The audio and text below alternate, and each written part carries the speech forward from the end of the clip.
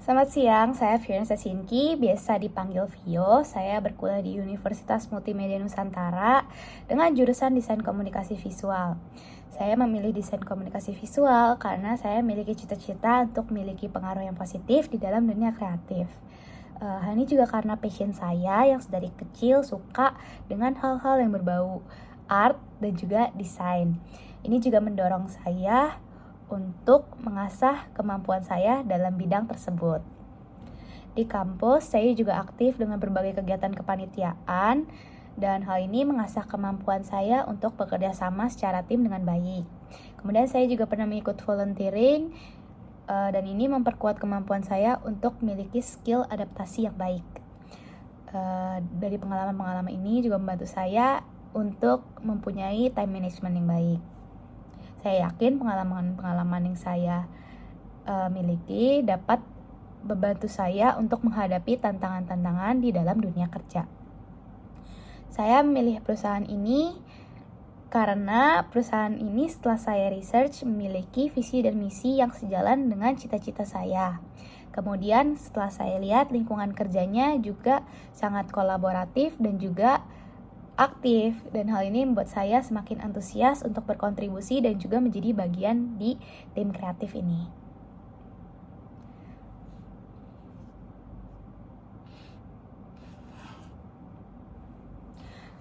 Kekurangan yang saya miliki adalah skill bicara saya yang kurang fasih atau masih kurang.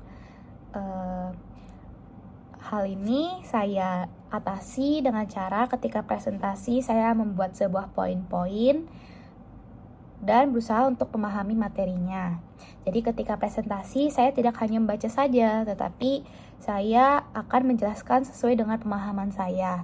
Dan hal ini juga menurut saya meningkatkan skill komunikasi saya. Saya juga berbicara dengan orang-orang, saya ikut komunitas, sehingga ya memperbaiki skill komunikasi saya secara terus-menerus. Kemudian kekurangan lainnya itu saya kurang percaya diri. Hal ini karena dulu saya tidak terlalu aktif. Jadi saya mengatasinya dengan ikut organisasi dan kepanitiaan. Kemudian saya juga ikut berbagai komunitas yang komunitasnya juga sesuai dengan passion saya lainnya, sehingga dapat mengembangkan saya dan membuat saya lebih percaya diri. Kemudian saya itu orangnya agak mudah lupa, jadi saya mengatasinya dengan cara apabila ada tugas atau bagaimana saya tulis di notes agar saya bisa ingat deadline-nya kapan saja.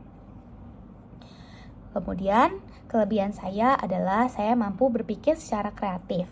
Berpikir secara kreatif ini seperti berpikir out of the box, terus berpikir ide-ide yang kreatif dan inovatif. Dan hal ini juga ditunjukkan dari berbagai kerja-kerja kelompok yang saya lakukan dengan teman-teman saya. Seringkali ide-ide saya yang dipakai. Kemudian saya mampu berpikir secara kritis dan memiliki skill problem solving. Biasanya ketika saya harus membuat sebuah keputusan, saya akan memikirkan dan mempertimbangkan terlebih dahulu apakah keputusan saya sudah benar dan sudah baik untuk kedepannya. Dan hal ini juga ditunjukkan dari teman-teman saya yang seringkali menanyakan saya saran apa yang harus mereka lakukan. Kemudian kelebihan saya yang lainnya adalah saya suka tantangan dan terus ingin belajar. Karena saya yakin dengan tantangan-tantangan ini akan dapat terus memperbaiki saya menjadi kepribadian yang lebih baik. Makanya saya juga menyukai dan bisa mengatasi kritik-kritik, karena saya yakin kritik yang membangun dapat membangun saya untuk terus berkembang secara baik.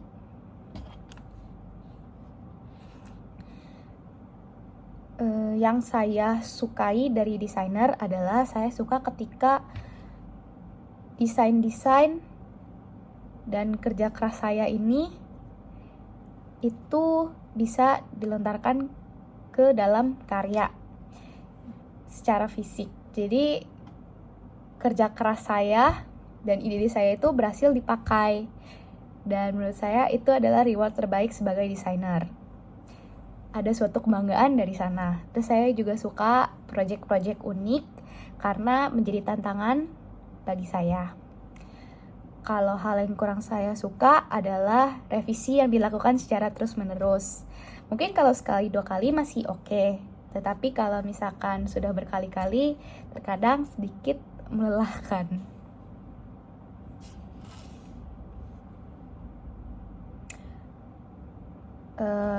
Saya akan mencari waktu yang tepat.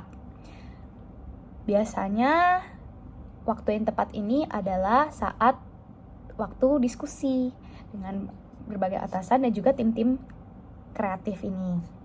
Nah, biasanya dalam sesi diskusi ini ada waktu untuk memberi ide ataupun pertanyaan, dan mungkin di sana saya akan memberikan ide saya dengan dalam bentuk pertanyaan. Nah, dalam bentuk pertanyaan ini dapat memungkinkan tim saya juga untuk memberikan masukan terhadap ide saya.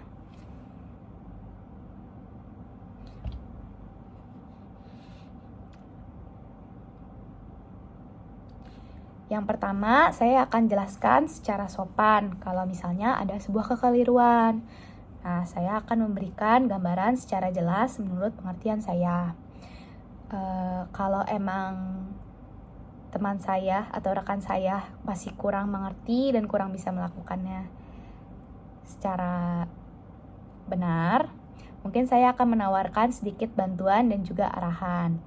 Hal ini juga biar rekan saya bisa lebih berkembang dan juga bisa menjaga kualitas tim kita.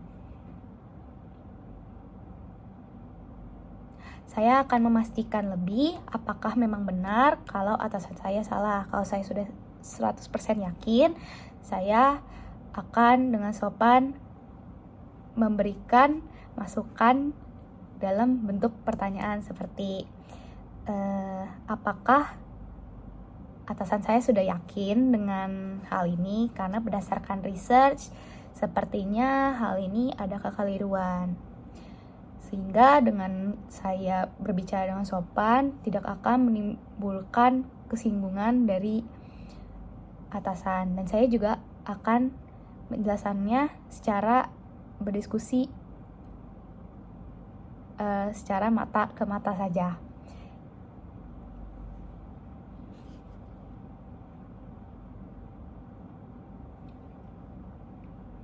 Pengalaman saya itu yang sulit adalah ketika saya mendapatkan sebuah tugas proyek di mana diharuskan membuat desain dan juga konten sosial media dengan waktu yang cukup padat, dan hal ini dilakukan secara berkelompok. Sebenarnya itu kelompok ini cukup baik, tetapi karena waktunya sedikit padat, kita pun sulit untuk mengerjakannya secara baik, karena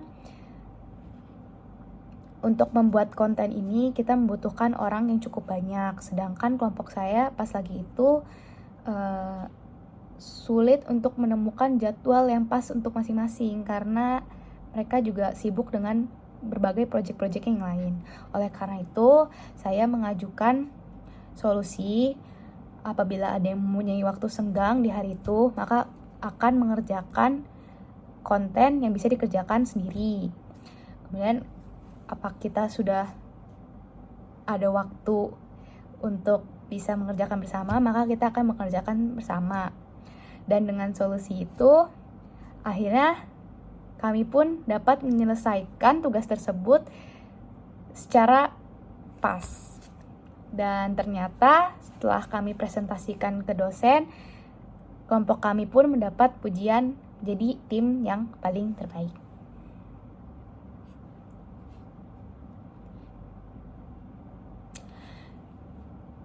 Berdasarkan kelebihan yang saya sudah jelaskan tadi, seperti kemampuan memecahkan masalah dengan baik, terus memberikan ide-ide kreatif, serta menyukai tantangan. Saya yakin tidak semua desainer bisa melakukan hal tersebut. Kemudian saya juga membuat desain tidak secara estetika saja, tapi saya menyadari kalau desain itu juga penting untuk memiliki makna. Dan saya juga menyesuaikan sesuai dengan apa yang klien saya mau. Kemudian saya juga mampu beradaptasi dan bisa bekerja sama dengan berbagai tipe orang.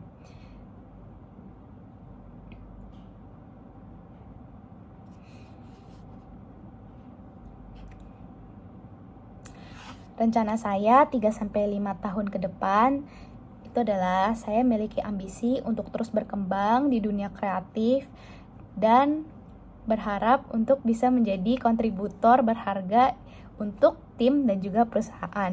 Di 3-5 tahun ini saya berharap untuk mendapat proyek yang cukup menantang dan juga dapat bertemu dengan berbagai profesional-profesional yang berada di bidang kreatif ini. Saya berharap untuk memperluas jaringan profesional saya dan juga saya ingin berkontribusi terus ke perusahaan ini.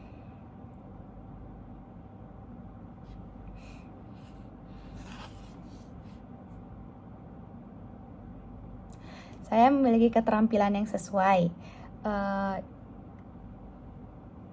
Saya juga mahir dalam menggunakan Photoshop, Illustrator, dan juga Canva untuk membuat desain grafis ataupun illustration. Saya mampu membuat animasi menggunakan aplikasi After Effects. Saya juga mampu menggunakan Figma untuk membuat UI design. Saya juga fasih dalam berbahasa Inggris. Dan saya juga memiliki kepribadian yang terus ingin belajar. Dan saya rasa dengan keahlian-keahlian ini dan juga ditambah dengan kepribadian saya yang terus ingin belajar, saya yakin dapat membawa nilai tambah bagi perusahaan ini.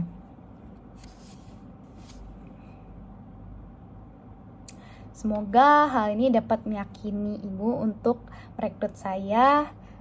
Terima kasih atas waktunya. Saya menunggu kabar baik dari Ibu. Terima kasih.